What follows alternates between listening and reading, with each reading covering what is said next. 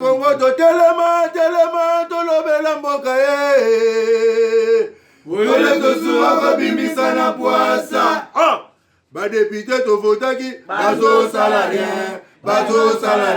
To kende na funa bazo salarien. Congo to lega na mwamba bazo salarien. To kende lukunga bazo salarien. Na baboko kuna bibembe bazo salarien. Ato mwana changu bazo salarien.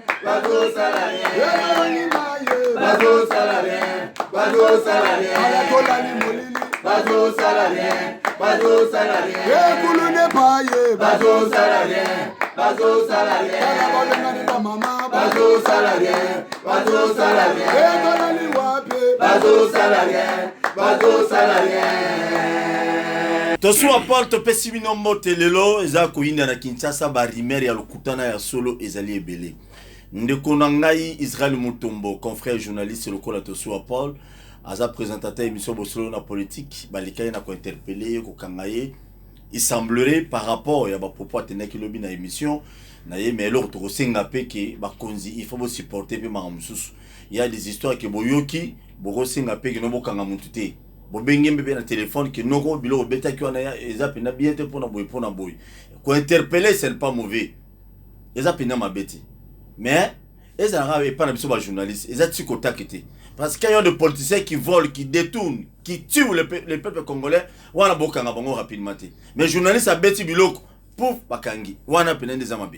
On a vraiment même Papa Lumumba Sikaza na Samabele. Mouze Laurent Désiré Kabila. Papa Simon Kimbangu, qui Vita, Okito. Bayo bakufa pona mboko yo. Ba ondimanga biloko wanati. Deux poids, justice à deux poids, deux mesures. En réalité, ce n'est pas bien. Il y a une polémique. Pardon, ceux qui voyaient journalistes à l'obé, les ébino directement, voyaient Bokangi. Ceux qui peuvent politiciens à Yibimba la moko, Bokangaye pays. C'est important. C'est père de famille, maman lobby, ils ont intérêt à comment Mobimba, les loyaux, Yoana, na systématique. C'est sûr et certain, Bakonzi Nabiso, na ministre Nabiso, ainsi qu'il y a. Il y a communication, Patrick Mouyaya, c'est sûr et certain, il va s'impliquer pour que non, justice, il y a deux poids, deux mesures les alates. Les journalistes, tous à la bâtiment, on va battre les cas, on va Bangunginanda, il y a un beau là, c'est pas bien. Vice-gouverneur à Kinshasa, jusque-là, ne barimé réseau tambola, oh, ba réhabilité, jusque-là, justice n'a le lobé l'oroté. N'a pas zongissier comme gouverneur depuis, bah, quoi ça qui est l'Assemblée provinciale. Selon les informations que tu sois Paul A, jusque-là.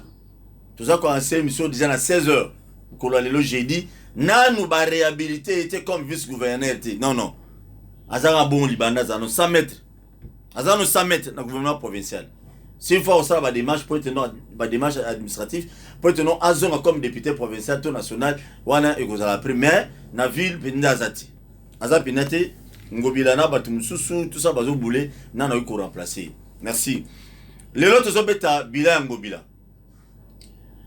Poto si sama makele par rapport au Nerombunga lobaki na o tuzo mona na misu tuzo bêta bila na ya 2 ans. Ngobila sali nini ya mutu ya pona bakinwa. Ngobila défi déjà combien na 2 ans on a ba banque pour on futa batu parce que ba rimer les allées non à défendre bon pour on futa ba député na ba membre du gouvernement provincial ça reste à vérifier. Tu rebêta appel sur l'isolo ya Lualaba. Lualaba Mouyeji, de pas où tu as eu besoin de soins. Azozonga Lualaba te pourquoi? Est-ce que Bana Lualaba Bazolelae Toti Ngobila ya Bangobila Gentini Moussala Nezabia na Kinshasa Toti. Nabi Serge Chibin, l'habitué à émission Oyo Ndeko Serge Chibin Boni.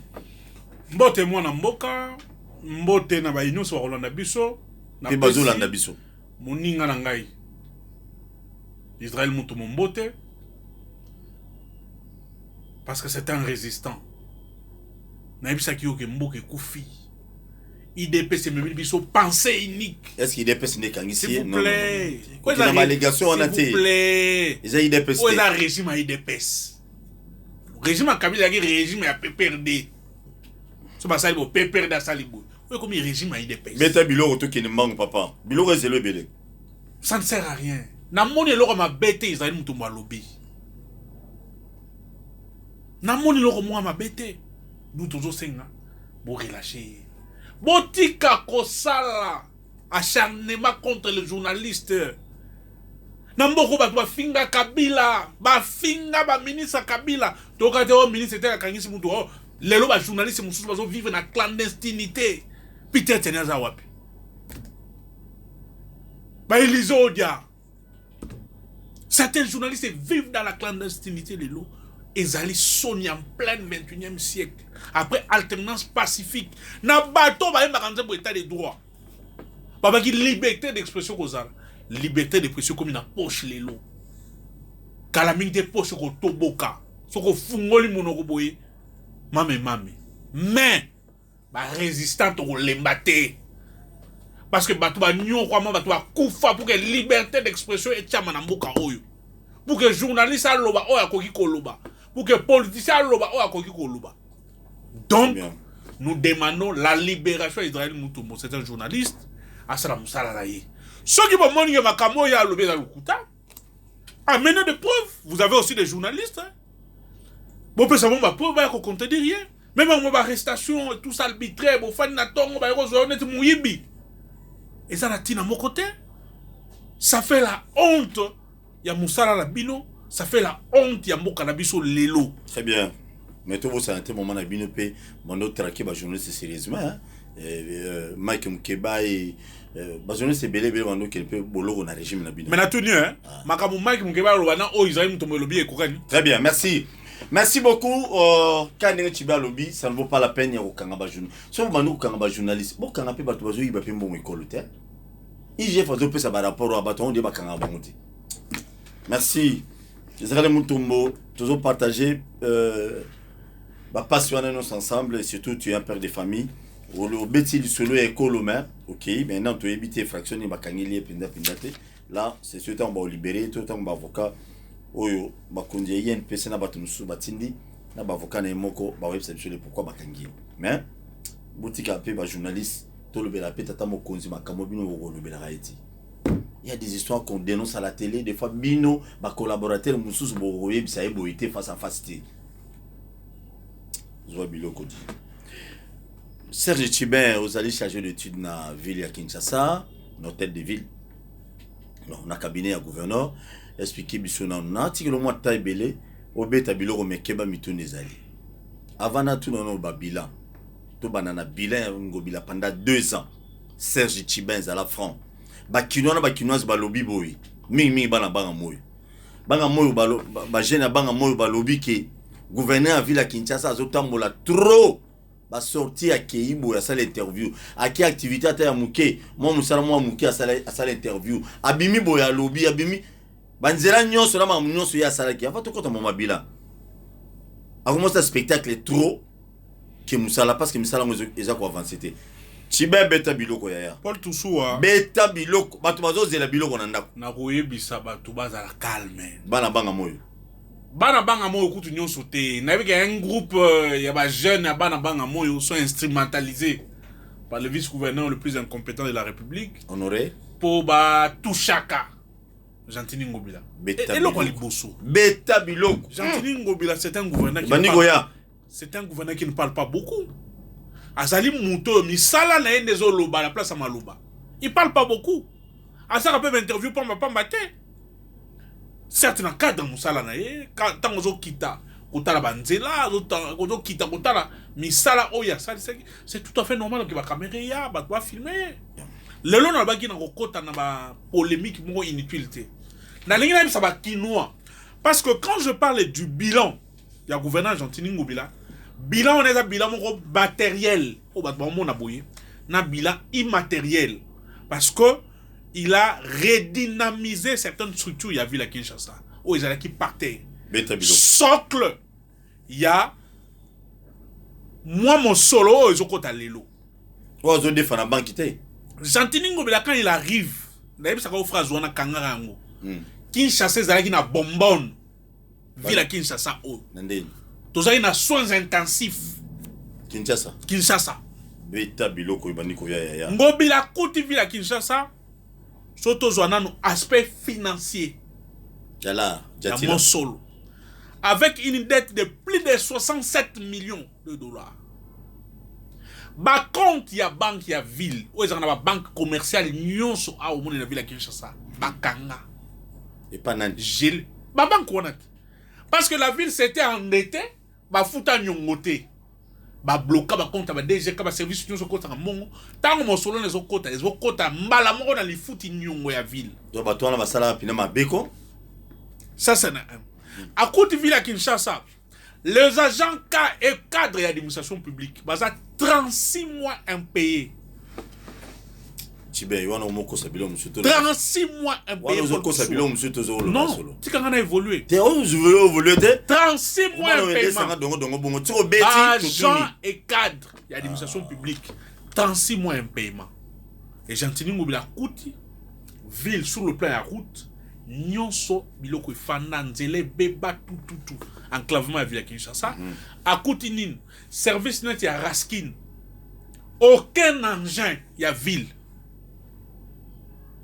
service net ya Raskin ya station ko sala musala ya ko rendre ville propre engin moko ya ville te ba engin ezalaki on a 5 10 wana il faut qu'on loue par jour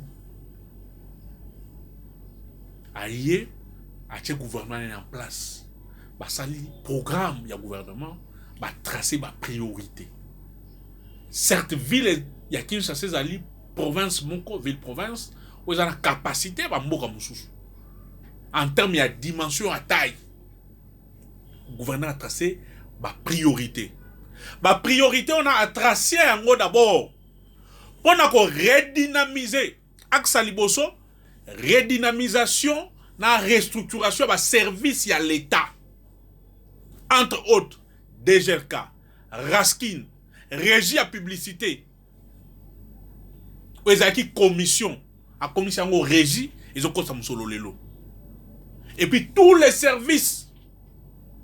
Ils ont qui à régie immobilier. Ils ont qui parterre et koufa. Lelo, Gentini Ngobila a redynamisé, a restructuré le service ou et comme fonctionnel. Vie et comme dans service wana. Innovation de Argentine mobile yangwana. Deuxième innovation. À côté ba agent et cadre ba service wana mon solo mo kié ba futa ba mo muké 90 000. Atale bi mon solo les amuké. Il faut pas que ça mon solo et pas bato. Goti. Abakisi bango mwambongo. Alongwe wana. Sur le plan structurel et fonctionnel, atali makamusiko yo amonike nenge village ya Kinshasa ezali coulage ya recette ezali makasi tika boy oui DGRK ba madusu ezali madusu da DGRK ba dusu Raskin ba bazoyi ba carburant bazoyi ba pina mituka et tout ça habite ba pièce musa mituka na yoka ba isambele pièce ba ekenda na ba société ba chinois tout beta biloko Santininga lobi non Cet désordre ne peut pas continuer. Abi, nous devons créer une sorte d'innovation pour que le service à l'État, l'administration publique, l'administration publique est fondée sur le numérique. Parce que le numérique, ils ont permis pour la ligne. Il faut qu'on centralise les données à ville, premièrement. Deuxièmement, qu'on évite que l'agence à la paiement à mon solo et à mongo, qu'on stoppe le coulage de recettes. Que déjà comme sur le côté la région sur le côté et permettre la ville à tonga banzela à salama mwana et ça les mis ngobila zali gouverneur ya Liboso asali agence provinciale ya numérique na Kinshasa mobimba Congo mobimba aucun gouverneur à Liboso agence ya Liboso ya numérique et ça na Kinshasa très bien agence wala musala ngozali nini ko collecter ba données nyonso sur le plan il y a fonctionnement ya ville il y a service ya ville ko quantifier ba données wana ko chiffrer yango mais aussi ko yeba nombre de personnel ville Kinshasa ezali mais aussi ko transmettre ba données wana ba service compétent pour que traçabilité ya mon solo traçabilité ya musala mais aussi efficacité na musala parce que mon numérique ezali na vitesse ya makasi et ko permettre musala esali ma makasi wana innovation liboso o ba kinwa peut-être ba yebite na ngaki na yebisa bango. OK. Mais tout le monde qui s'il vous plaît Tibin, tout le monde qui la fait passer gouverneur qui nous peut ça il y a panneau na ordinateur na commune. Et ce qu'on ça là déjà 21 ans on ba commune. Wana zalaki na cadre ya renforcement ya formation sur le plan numérique. Na domaine ya enseignement. Balobaki ba bulletin na ba programme sous enseignement ezala na kati ya internet. C'est ce qui a permis na école mususu awa o bazaki dans matériel wana na tango ya confinement bana batang na bandako. Parce que le système a été informatisé et le système wana gouverneur a signé qui contrat moko na société moko locale ya bana mboka o ba bengi school up. Basala qui contrat wana partenariat public privé na school up a tchaki na disposition avec école wana. Ba matériel informatique, ba ordinateur, mais aussi ba booster et internet, qui permettent na bana, na ba enseignant, ba salle d'exercice pratique internet, ba yekola informatique. C'est aussi à mettre dans l'actif, il y a Jantini Ngobila. À part création, il y a régie à publicité, il a créé l'agence provinciale à numérique, mais aussi à commis les lots, à stabiliser l'administration publique, à maîtriser l'effectif il y a l'administration publique grâce à l'innovation, il y a numérisation de l'administration publique à Ville Kinshasa. À stopper le coulage à recettes, à créer un partenariat dans le domaine de la finance publique. En ce qui concerne le finance. Pour répondre, connexion, vous le au fêlé. Connexion, et bien, Kolwana Ezali, et Banda déjà. Ça. Maintenant, dans le cadre KAKA, il y a numérisation. Dans le cadre KAKA, il y a numérique. Un autre projet, on a vu ça à grande échelle, et qu'on a calamité. Kinshasa connecté. Projet, on a Ezali. Ezali, que Kinshasa, dans tous les 4 coins, centre commercial, commune et tout ça, il faut la connecter à Internet. Internet, on est à l'Internet, Wi-Fi, donc on est gratuit, à un coût dérisoire. Et quand on a la place publique, on a école et tout ça, il a passant. Et c'est réalisé que ça l'a bien marqué. Et que ça parce que j'étais en contact déjà, le programme est déjà fini. Dans notre agence numérique, provinciale de la ville de Kinshasa, bientôt le gouvernement va lancer ça. Très bien. Ça, ce sont les innovations sur le plan numérique. Toyen la finance publique. Ngobila se donne la tâche. Je dois d'abord payer la dette. Dette, il y a un coup qui. Il y a pas de qui le bosso dans la pour la raison que sa crédibilité vis-à-vis de ma partenaire international. Vis-à-vis aussi, il y a des partenaires locaux, mais vis-à-vis aussi, il y a des banques. Parce que la ville doit être en bonne relation avec la banque. À lobby, à PESI, solo li na bato ba banque wana ba PESI échéancier. Ndenge tozolo baboui. Nyongo wana ezaki a plus de 67 millions. La ville de Kinshasa a déjà payé plus de 67% à Nyongo. 67%. 67%. Et tikali 23. Et tikali 23% à Nyongo. Ba banque wana lelo. Ba compte wana nyonso lele ezaki gelé et c'est fumwami. Na kati toujours na makamwa solo. Jantini Ngobila Koutaki plus de 107 comptes fictifs. Il y a ville dans ma banque commerciale là. Donc chaque ministre on dit un compte naï. Réside dans ma compte kili. Non. Pour remettre de l'ordre dans la maison. Ngobila supprimer ma compte wana nyonso pour canaliser les recettes. Pour la traçabilité à recette mon solo compte à ma service et puis servir. Sur le plan, il y a infrastructure. Zélan on va tout kinon wana li solo mais par rapport au lobby mon solo wana. Mon solo marché de la liberté qui n'est pas. Marché de la liberté, c'est un dossier autre solo long en long et large. On a un autre dossier trompé ça, l'autre trompé ça bilan. C'est que sûr et certain la ville n'avait pas une certaine quotité à mon solo marché de la liberté. Bon, il y avait plusieurs dossiers, mais le gouverneur de la ville, le gouverneur compétent est en train de travailler pour que la quotité, il y a liberté et quotera na mon libégal l'État pour permettre ville à Kinshasa et c'est la Moussala. Il te paie? Na domaine et infrastructure. Paul Toussou a ezala qui passe. Beta biloko Tibin. Nzela tout dans Kinshasa c'est beba. Comme Banzela Nyon c'est ça qui déjà ya ko beba foutu. Banzela Nyon sont dans Kinshasa comment qui priorité. Mais le gouverneur quand il arrive, il a des dettes à payer. Jantini Ngobila. Jantini Ngobila le gouverneur compétent. Non. Tant on a le gouverneur, c'est le gouverneur compétent. comme on a Jantini Ngobila Mbaka. Non, il y a le vice-gouverneur le plus incompétent de la République. Nerombung. Oui, Nerombung. Yum Tolobi. Jantini Ngobila a tracé ma priorité en termes de route. A bandi na Elengesa. Elengesa ezali nzela depuis 1960. Bato afani na ngamu wana kuna babona na makadamu te. Bamona na station de service te. C'est une avenue qui traverse plus de 8 communes. C'est-à-dire, ezanzela moko stratégique en termes ya ko désenclaver ville na bambouteillage. Abandi na nzela wana nzela lelo évolué. Il ne reste que 2 km ou 3 km pour que Elengesa ebima na armée na konangambu ya Selembao. Et ça la jonction na nini? Déjà na bypass. Wana basfalté ka bien batina goudron. Basfalté. Déjà na tozo babo semaine prochaine mouine des oba na kuchama déjà iska news basfalté. Et bana kuchama déjà. Ngobila kangi maboko te. Alobi comme bato sali Elengesa. Mais Elengesa faut sa jonction. Écoute, on peut permettre mutu akolongwa bandal. A koti Mumbele abimi Elengesa ke munga fula sans qu'elle ka romponga bada victoire. Ndo moni na suite wana logique. Gouverneur la salle ici Mumbele avenue Mumbele na avenue Kikwit.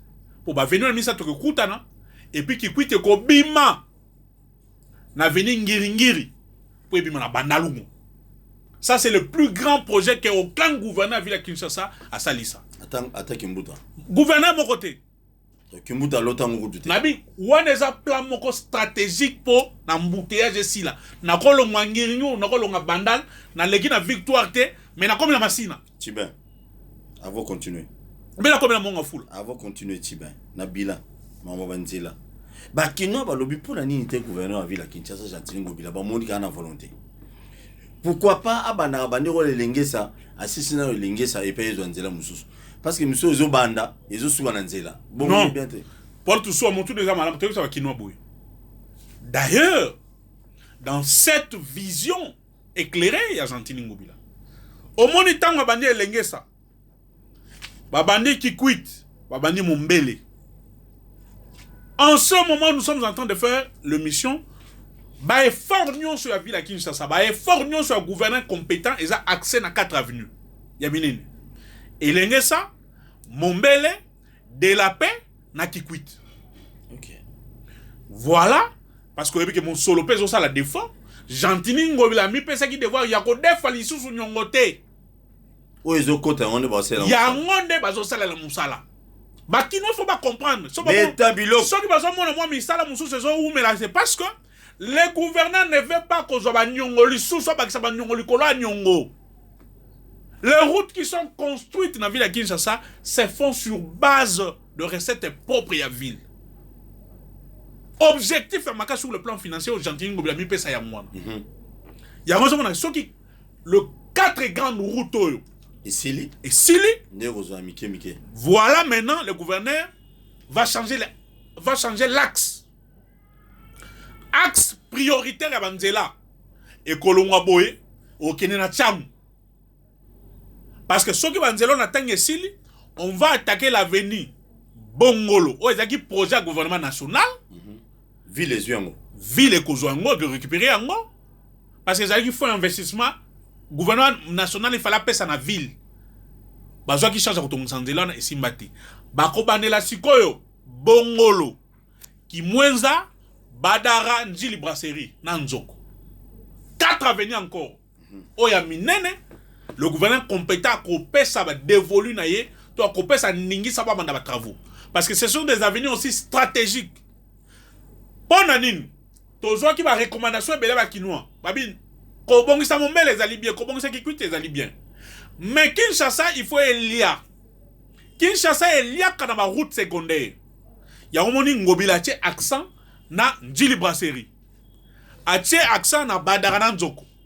Ezali banzela o ebima au-delà ya Kinshasa ezwaka biloko yaka mingi kokotsa na ville ya Kinshasa et que na commune na Banjili et que monga fula kuna ce sont des routes prioritaires pour na ko désenclaver pe Tchangu na ko désenclaver pe ba ndeko na biso ba kena kosala bilanga ba o ba na biloko kolia po ba yango na Kinshasa bakisa mususu beta mususu sikoyo reconstruction manzela esuki wana te wana ezali tableau moko autodressé soto koti na domaine infrastructure gouverneur azosala zando Kankonde ataki makelela wa tititi ye wana tiki biso Kankonde te vice premier ministre wa kokota mambo zando ye wana kende kopemba na kimia to moni ba vice premier ministre mususu intérieur zando ko continuer Kankonde na yebisaka yo beta biloko mobile za mobali aza muto basaka ne masekite zando ezotonga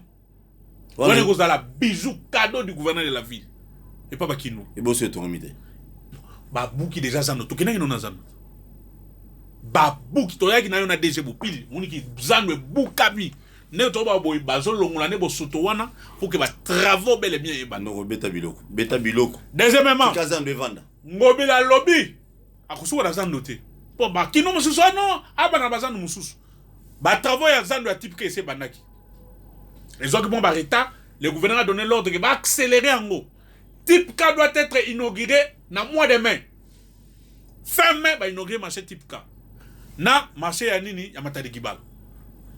Mais d'autres marchés seront réhabilités. Seront bel et bien réhabilités. Dans le domaine sportif, Jean-Tini Ngobila a conclu un partenariat dans la ville de Liverpool. Projet les qui il faut moderniser le stade na biso. Parce que pour tout ça, il y a que ville à Kinshasa lelo. Et un stade où est viable été. Attends, stade de Mathieu. Stade de Mathieu, c'est Stade de Mathieu, c'est le gouvernement national. Stade à Kinshasa, Rena Street. Voilà pour la Batakala. Oui. On va comment venga 24. En face à commune à Kinshasa. Mais bon, ma boule, les akuna. Salité. Mais stade municipal. C'est là, mais et là à 24, on a stade à 24. Obi qui n'a mon un peu bizarre, hein? Parce que comment imaginez-vous dans le moment où matata on a vu basoma ba pelouse synthétique il faut pas que nous tchakuna ba chapiti. C'est compliqué. Hein? On est régime na bino même. Régime ma bé. Beta biloko. On a la tête côté déjà beta biloko mususu. On ba stade. Na 4 ya régime na biso zolo ba wana. On a construit des stades municipaux. Na matete stade ya kitoko. Ngale ma stade kitoko. Oh, si ça mbongo te. Stade ya banalo ngande ici là. Ici là te. Oh, tangi mi ba. Il y a un problème. Stade ya bino akala bana ba nyongo. Et pas ba tona ba. Ils ont dirigeant à l'état congolais. Il faut que l'État. Mais celui l'État le nouveau ministre des Sports doit mettre sur sa table ces dossiers pour qu'enfin ba stade ou en zone parce qu'il y a des terrains municipaux. Très bien. Il y a stade il faut zone la ville à Kinshasa. Mais le gouverneur de la ville, le gouverneur compétent à Kanyima Bogoté, il a pris en charge stade municipal ya Banalungu. A kokoneko inspecteur ngo ba évaluer mon stade de Maka pour que ville les ont en charge et continuer misala pour que ba Kinois ya Banalungu ba Kinois ya Ngiringi ya Kasavu ba Kinois ya Kinshasa baza peut-être moi stade ya bien ba ko beta basket ba sala boye ba sala boye. Très bien. Et puis aménagement d'espace public, il y a divertissement. Entre autres, vous allez en face, il y a maison chez voilà. Oh, stade Comet. Non, Maki Mukeba, qu'est-ce que nous savons dit dans l'Assemblée provinciale? Tika ngobela sa musala. Ça l'avait dit. Beta bilo. Au lieu de na kuna na lingua zo beta kaba dame non so ça l'avait dit. Non, il y a beta Adam. Grand champion Adam. Théo Kosi. Mukeba na Adam au Je connais Mukeba très bien. Merci. Puisque avec un G de 6. Et l'autre. Donc, commettre ba bongisango. Bazo bongisa. Na limité entre je crois 3e riz et tout ça côté nani non mais espace vert on a mais espace vert ils allaient opposer la volonté divertissement ça ils allaient espace pour un divertissement qui muta za la volonté au moins tu sais non biso to ça la bilan ya ngobila mais quand c'est on a le bilan wana itali biso bongo bila dans 2 ans 11 ans bas espace ya divertissement et ko salema les sousou bas stade municipal ils a déjà pris en charge ba ko salon pour que permettre ba jeunes au moins que ville à Kinshasa c'est ville où ba jeunesse sport ba to ba makasi ba jeune makasi pas s'exprimer convenablement. Alors na makambo etali assainissement kin bopeto ici mbate non bakinois babe simba te bakinois balobi esimbi te bakinois baza informé te Kinshasa bopeto ezali kini bopeto bata TV chaque jour ba informé te baza informé te napesi sido ndeko nanga sido mbote esika baza informé te beta biloko Kinshasa bopeto ezali vision programme ya gouvernement argentin ngobila ezozwa ba axe nyonso na ototangelo infrastructure numérique et tout ça. C'est une vision programme quinquennale déposée, défendue à l'Assemblée provinciale à Kinshasa. Au moment où vice-gouverneur incompétent le bureau, Kinshasa bopeto ezala projet ezala budget. On avait compris qu'il n'avait pas intériorisé vision Kinshasa bopeto. N'aspect maintenant assainissement. La vision du gouverneur est que Kinshasa est comme la ville la plus propre de la capitale. Mais Kinshasa comme la ville propre il y a Congo, il faut accompagnement, il y a quinoa na quinoise nyonso. Il faut que quinoa nyonso s'approprie Kinshasa bopeto. C'est-à-dire bopeto e banana ndaku na yo. E banana lupangu na yo, e banana nzoto na yo. Et deuxièmement, Kinshasa bopeto. Kinshasa lelo. Ezali une ville qui a tout au plus 15 millions d'habitants. Certaines sources parlent de 20 millions d'habitants. Kinshasa produit 10 000 tonnes. Il y a déchets par jour. 10 000 tonnes. 10 000 tonnes, il y a déchets. 10 000 tonnes, il y a déchets par jour. Beta biloko. Beta biloko. Au moment où il va fouler, il y a sayo, il y a sauté. C'est-à-dire, le et voilà, ça va. Là, je suis d'accord. Il va fouler, il y a de gauche à droite, et c'est Sili. Ça, c'était la première phase. C'est-à-dire, cantonnage manuel, la salité dans ma boko et tout ça, il faut le faire. Mais une ville qui produit plus de 10 000 tonnes de déchets, Moussala Maboko comme il avait limite. Voilà pourquoi dans la deuxième phase avec Kinshasa Bopeto, Oizaki déjà tobaki sensibilisation, mobilisation, accompagnement, intériorisation et vision. Maintenant la phase la plus importante est que le gouverneur de la ville Akinaki Mobembo na Mboka d'être Maroc, Tunisie. Akinaki okuta na ba partenaire. Au basali sérieux dans le domaine de l'assainissement. Pour investir, ils ont signé déjà des contrats. Ba construire ba usine ya traitement ya ba déchets. Ya minene. Ba construire en na triomphal. Non, triomphal les acquis usine ya traitement des eaux usées. Ba usine ya traitement ba déchets se construit na Mampasa, na Babaluku, bisika ezali éloigné. Parce que traitement de déchets à grande échelle, il faut les laisser comme ya musika, pas battre comme maladie pas battre. Merci beaucoup Chiba. Donc, dans le cadre wana, nous mona que gouverneur azo chama ele na makasi, calamité, les contrats seront signés. Le grand travaux, il y a assainissement. Oyo kubana, ça va permettre aux Kinois, il y a réellement va sentir que bo soto ba sachet ramassage ba soto ba sachet ba bloko na nyoso et aussi là. Et puis pour chuter, dans le cadre d'assainissement toujours, Gentini Ngobila, quand il arrive, vu les autres produits 10 000 tonnes, il y a déchets, à côté de ta ville, Angers mon côté. Angers mon côté, on a vu ce que lui bandit. À Sombi. À Sombi. À Sombi combien? Plus de 150 engins, il y a ville. Voilà Gentini Ngobila. Gentini Ngobila. Les camions, ouais. le ben, camion ben, à Sombi, ma pelle chargeuse, à Sombi, ma tractopelle. Pour que l'on la soto et accompagner Moussala assainissement. Mais plus de 450 engins au coma. Fin main. Et qu'on y a qu'on pèse sa coude pour sa makasi na raskin. Ou ils allaient service. Il y a makasi pour na kolongo la soto la ville à Kinshasa. Pour que la ville à Kinshasa engenga. Parce que Ngobila Zali moutou ba défi. Ba défi on a koko kisango.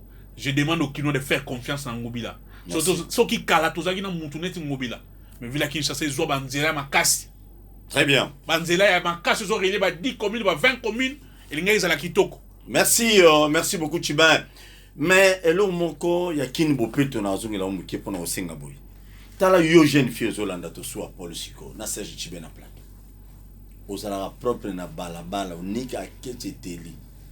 T'as la na lopango na bino. Yo jeune fille, aux ala propre ti na lopango na bino. Le pan on a bino est la propre jeune fille est-ce que la propre dans limite mais na balabala il y a kabelo il y a ba rouge à lèvres yura ba biloko pakola. Et tout ça dans mosana que les mamans au détail. Nazo peso maloba. Ba kinoa ba na peso maloba. Donc tozo singa na ba jeune fille o bolambaka, o lambi fufu, o zumai yanzunga fufu asuka o yego bwaka, mama vo yebo na balabala. O brosser na balabala age na yo, o brosanga na balabala tilelo. Zoa biloko. Zoa biloko, eza malamu te. Kinshasa pose à la propre, eza ngobila mutabo ki la biso ba fulu tout le monde à Kinshasa te. C'est pas sa femme, non. Même ses enfants, non. Même bagarde, même bagage, non. Eza yo na kino mutali bozo. Conscience collective. Kinshasa et à salité, eza na yo moko na kinoa. Zoa biloko yaya. Kinshasa a salité, tout le batera au monde, oui. Ba pays monsieur propriété zali, mais tout le monde a bateau ba boire ba fulu na balbalati. À cause de la salité, bon mais quelque part nanda. Ta ba kinoa. Pourquoi ma poche à propriété aux là mon conjoint c'est le propriété. Talio. Yami balé. Et là Chiba lobby, gouverneur soumis bagé. Tous là tout mon amour. C'est ce que j'ai toujours dit dans mes émissions qui pour Congo et que Liboso ils ont une volonté politique. Tu peux avoir des millions de milliards et à Liboso no bo lobby na oli en union sauté. Nazo on investi na boy pour le développement au Congo. Tant on doit gérer les choses de l'État, il y a que gérer les lots, il faut qu'il emprunte. Tika apprenti na yo na ninga bien nazo gérer ngobila yo na tika ba apprenti c'est sûr et certain tanga okende atiki banje wana oya roya ayeko tia bana kasina ba noko na tout monde mama kimbuta boyebi ninga lega kia na raskin wana na kende une fois ouais est-ce que va gérer banje wana raskin na kende semblerait ba to ndo diriger kuna ba azo ba pièce na ba responsable ya raskin ba ki noter là on va chinois c'est anormal. C'est anormal. Autre soit le baki des oies biloko. Chibé, baki le qu'on a bon. Pendant Bakissa, to compte na dossier à loi là-bas. Bon. Parce que loi là-bas qu'on a monté peli. Na domaine il y a éclairage public. Ouais. Bosugia. Moins ne sont continuer. Bien bazolo baba minda bocheli batwana, eza ba sina ba diabulu, tout ça. Eza ba biloko deuxième monde, eza ba sina deuxième monde. On dit ba kino avec commis, bon, nazo comprendre batou. Mutu soka linga diaboliser ngobila non yo ngona ya mwinde ko za sina deuxième monde babi format ba minda wana za ba satan forme nini zabiloko yaya betato kende voir du temps jouer peli les gouverneurs compétents tient l'éclairage public à ville à Kinshasa na baki mwinde ko bana boulevard du temps jouer Timinkao tina lifobo tina Minkao parce que Minkao pèse a besoin d'éclairer Minkao pèse à Kinshasa na c'est vérité na ba poto Minkao c'est que déjà 50 conteneurs ya ba mwinde yake na ba poto ba pèse qui déjà wa mona ki na ba image na yake pa na yo wa gouverneur compétent pèse qui snel ba cha ba mwinde donc mon dieu snel on peut na bando chater non bazo cha to lande la bazo sala déjà ko sangisa ba mwinde ngo ba bongisa déjà et ba na opposer bazo poser et ko continuer donc ce sont les actes. Il y a 2 ans, il y a Ngobila. Très bien. Merci beaucoup. Merci à la Fondation Congo et Longa Maître Jédi Bolandanga. Si je ne me trompe pas, je te salue mon cher ami. Parce qu'il est parmi les gens qui ont éclairé la Fondation Congo et Longa, gouverneur à Ville à Kinshasa, ça a par tous les moyens pour que éclairer quand même Kinshasa grâce à Congo et Longa. Gouverneur à Yokape, Yangwane Bandi. C'est comme ça. Bosali Asbel, Bosali parti politique, il faut avoir un objectif Nabino. Objectif Nabino Zaranini, Asbel, Belé, tout le monde est beau, tout le monde est beau. Bon, est-ce que Talanan, Congo Longa Betty solo, Bakutana gouverneur, Bina filé le lot, Chiba la Gabiso, oh non, 50 conteneurs, Yangwana tout le monde. C'est comme ça qu'on a besoin. Chiba. Lolaba, Mouyej, Ije Fakinde Kuna, à lobby, Neto Yoga qui batumso habillé, Mouyej. Détournement donc bilan union soana spectacle à télévision médiatique inutilement mais en réalité tout ça là ma mafia faisait que belé na kati Tibin na besoin beta biloko ya Paul Toussoua beta biloko Mouyej a géré bien tout Richard Mouyej oyo l'un des gouverneurs compétents maestro de PC Mbote ndio bandolo ba Kiabula waka Kiabula comme compétent Mouyej tikanga na lobela Mouyej Richard Mouyej, c'est l'un des gouverneurs compétents de la République. Il est parmi les gens au bâtiment de gouverneur. S'il vous plaît, Paul Toussoua. Nazo compétence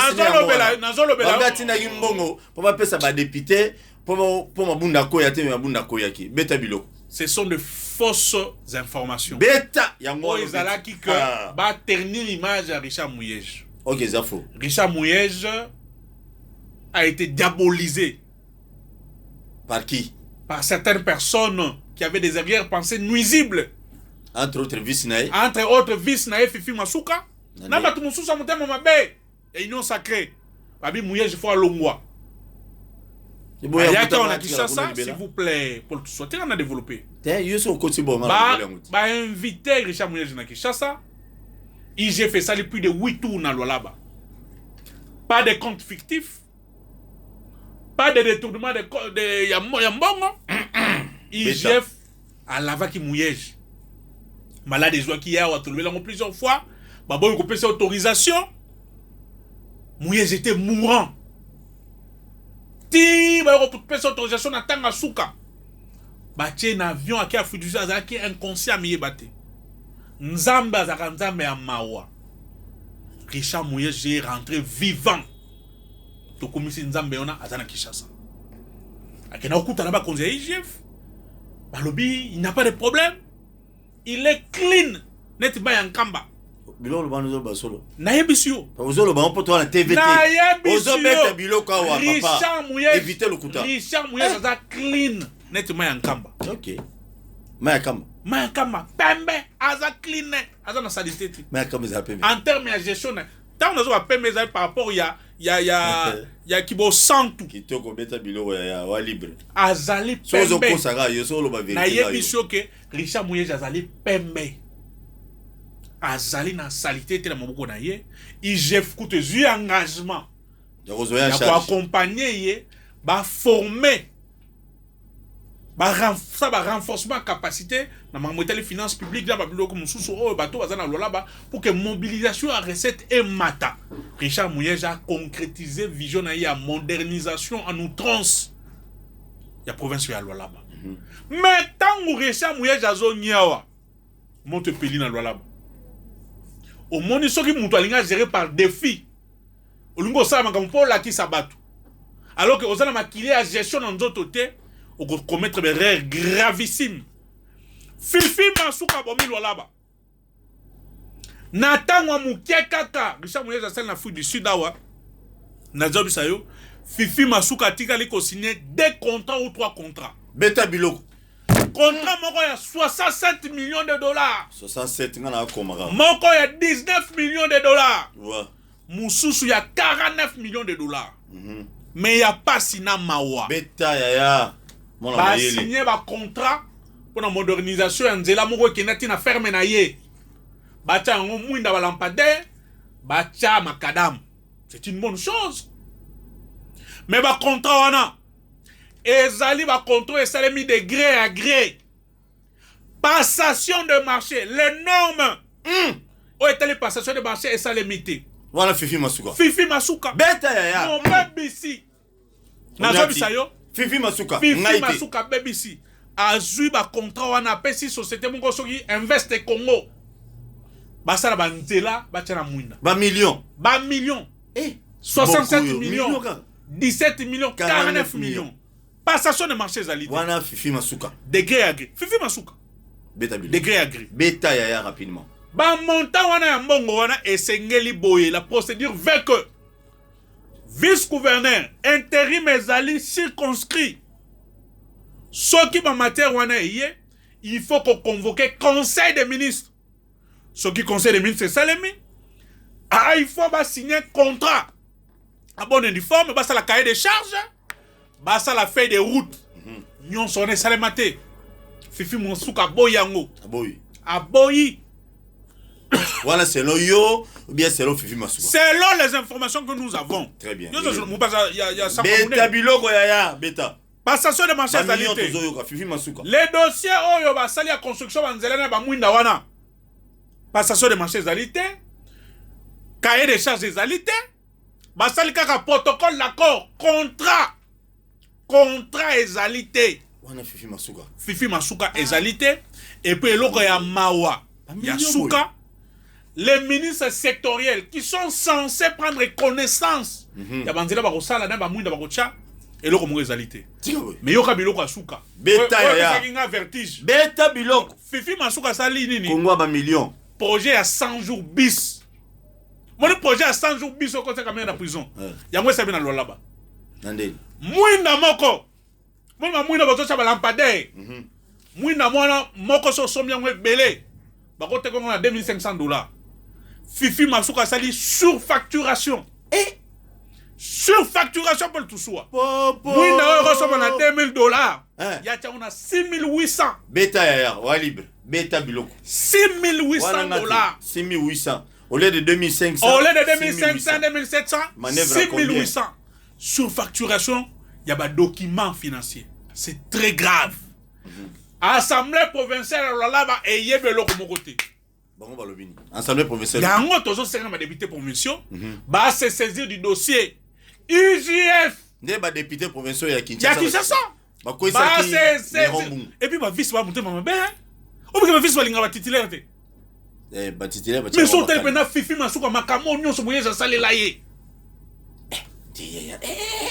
Wano BBC. Yeah.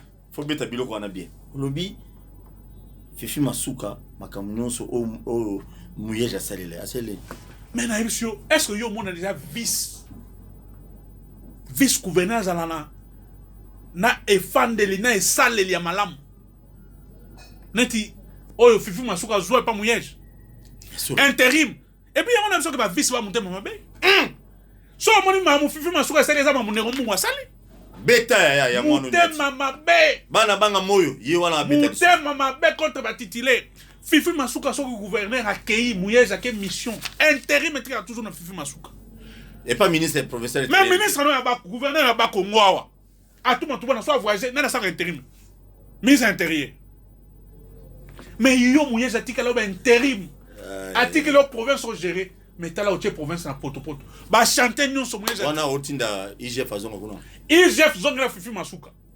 Les députés provinciaux de Lualaba, bon capable c'est pas dans Lualaba. Vita biloko ya. Avant que le gouverneur compétent, les maîtres Richard Zonga, bon t'as la carte Fifi Masuka, parce que zali sonina mawa. Merci. Et puis, nous avons que le vice-gouverneur est belé à la République, bah il a un incompétent mais compétente. Très bien, merci beaucoup Nabaïno Balandi Bisso. Bozui Bilok, Fifi Masuka, 49 millions, 19 millions, 67 millions.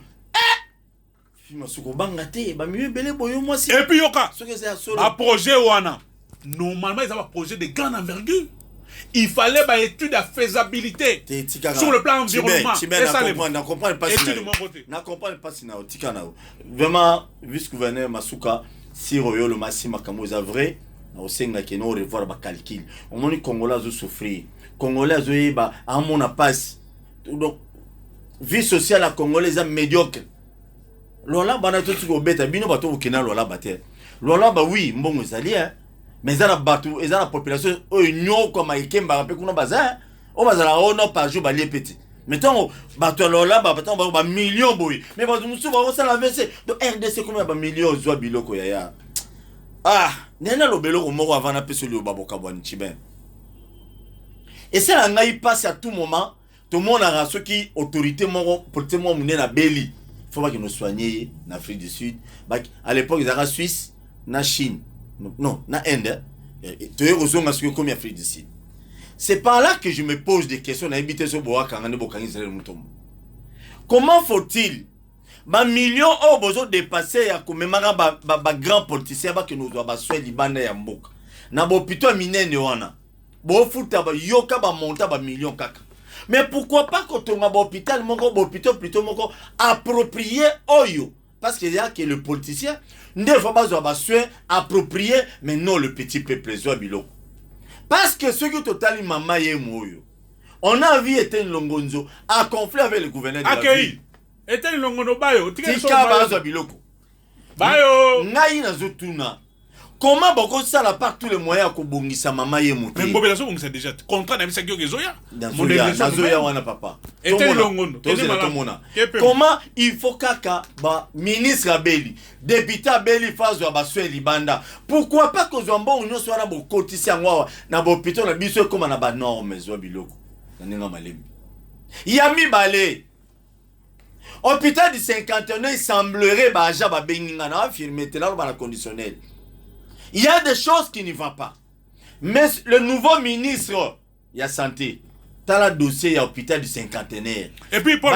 Jean Bazali choléra. Il y a des problèmes. Beta beta mang. Ah, tu le peuple. C'est bon quand même ça tu Paul Nazana Mawa. Obi ke za ba médecin congolais kuna na hôpital wana. Obi ke hôpital du cinquantenaire. Hôpital du cinquantenaire. Beta on ati. Dossier wana Congo ya moyo. Kana moko tusua. Comment India beti? India on a nebisaka yo. A beta déjà ministre à l'époque Kabang. Il y en a pas to protéger. Tirelo. Lelo awa. Naka ki bakangi. Comme état de droit la bino lukuta za kaso bakangi mutu batia na prison ba ministre na nzela sim. Mona ki. Wana mtu lobi. Nazoloba. Beta bino. Ende on a beta ki moi si moi ya médecin kuna. Beta ki moi so afunda ki bakangi. Mais to ebite so za kana makala. C'est grave. Mais yoka ba congolais buzoba bozaka nango. Beta ya. Wana moi si alo kumu a dénoncer makamona. Ba médecin congolais mususu bazo sala fiti. Vous devez faire très attention. Très bien. Boka Sony. Cinquantenaire dans ma bila congolais. Boka Sony. Cette femme a le courage de dénoncer ma camona indien avec qui est. Sans raison, sans fondement. Dosé. Bino congolais, ba médecin comme ça de peureux. Allez boka funda. Faites très attention. Très bien. Merci. Tosenga na bakonzi ya mboka, ministre ya sika, ministre ya santé. Bande konabiso ya hôpital du cinquantenaire.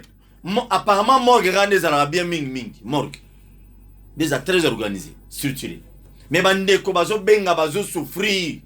Bazo kemba bazo souffrir. Nana rokote la ba congolais face à ba expatriés baza toujours protégé.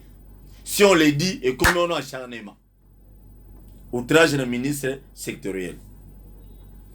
IGF. Obina ole la bino fo IGF. Salam. IGF sala boulot non vrai. Mais IGF complexe. Boulot on appelle ça boulot te makele le belé. Très bien. Mais tolingi to ka makele na fait pas fifi bansuka. OK, t'es wana yo obligé ba on so ba kuna. On a obligé ba on tenir ni. Papa maman lobi ana. Papa maman mouye ba sala ki 8 tours kuna. To esa le côté. Ba OK, kuna dans 20 tours maman fifi a problème. To senga na IGF sala boulot na yo ko sa complexité. À venir à Congo réussite un mandat président Félix Tshisekedi Tshilombo Fachi be Joseph Kabila viva. Ezali na bon, ezama Kabila dans le bar, ezako engagé. Nazo senga na IGF Kachamata viva. Bo senga o déranger mission na s'il vous plaît. Ba na otale kuna na consulter. Pour la sécurité. Na risque la passer le bon. Information. Merci. Ya on est tozo senga IGF salam sala na yo. Kolanda ni Kabila te ni président Félix te Kabila son président. Salam Moussala s'il vous plaît. Salam Moussala pour l'intérêt à peuple congolais au bazo kemba lilo.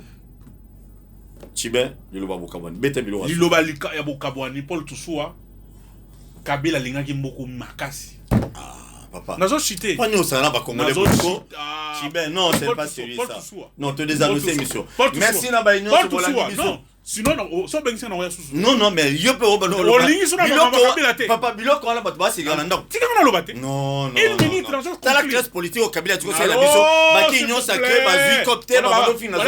Ba vagabond politique. Non. T'as la vrai militant. Est-ce que Kabila a un modèle? C'est vous. Un modèle. Modèle politique en matière de démocratie, en matière politique. Et my God, la banque était mais oh mon Dieu. Yo kana bisayo. Kabila sali 3 lois importantes. Loi à sous-traitance. Loi portant modification en code minier. IDPS au pouvoir les lois au salaire, elles ont respecté à monter. Merci beaucoup. Baza qui interpellé un lobby dans la station service est-ce que dans votre essence, interpellé dans le supermarché au Nyons. Keni. Naïb ça toi IDPS oiseau gérer les lois. Kabila tika des lois. Loi sous-traitance ou espèce ningi cette espèce valeur ba congolais que Congolais ça la bien payé dans mon modèle de sous-traitance, il y a pas comme ça la sous-traitance. Va appliquer loi. Loi à code minier, Kabila risque appelle ça mutu naé. Les multinationales va mettre ça dans Kabila. Bon appliquer loi à code minier dans ma sous-traitance. Ba tu vas ça dans ma station service ça ba bondelinga na lobele yango. Merci, au lobele bon déjà. Et puis là tu vas ça va supermarché ba ndo pakistanais. Si ben monsieur Sili mon frère. Appliquer loi ya ba ko appliquer mayo kiyo. Bino ko kata. Yo bébé da tour pe na 10e America ko lobele bébé. Au bébé da tour na 10e. Et pas ta santé.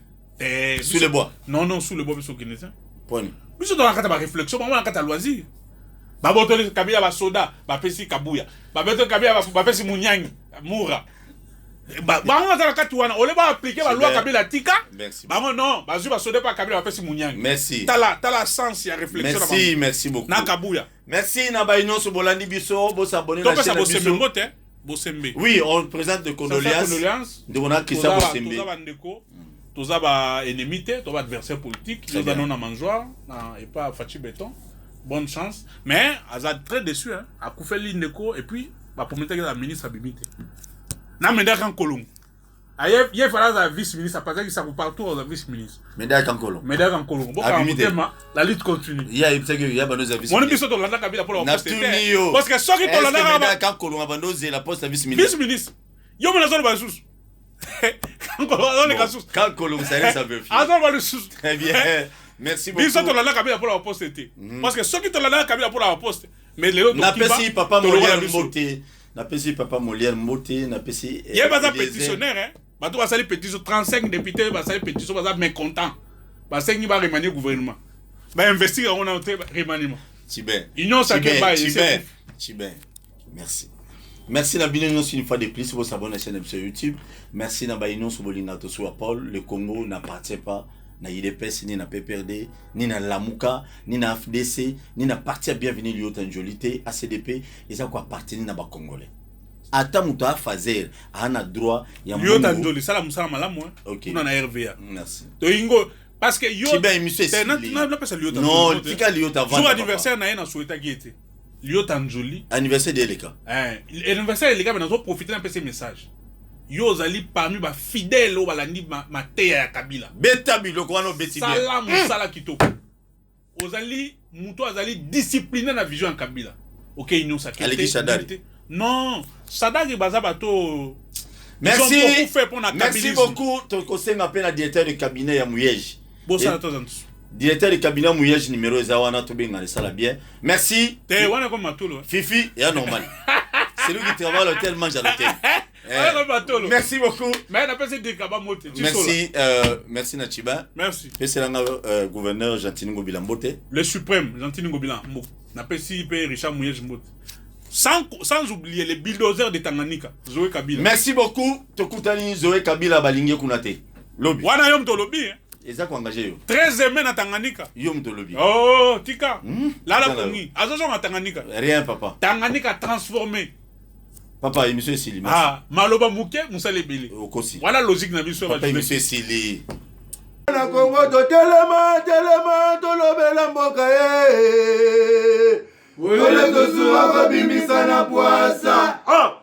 Ba député to votaki bazo salarien. Bazo salarien. Ah to kele na funa bazo salarien. Bazo salarien. Congo to lega na mwamba bazo salarien. Bazo salarien. To kele lukunga bazo salarien. Bazo salarien. Na boko kuna bibembe bazo salarien. Bazo salarien. Ah to tonga na changu bazo salarien. Bazo salarien.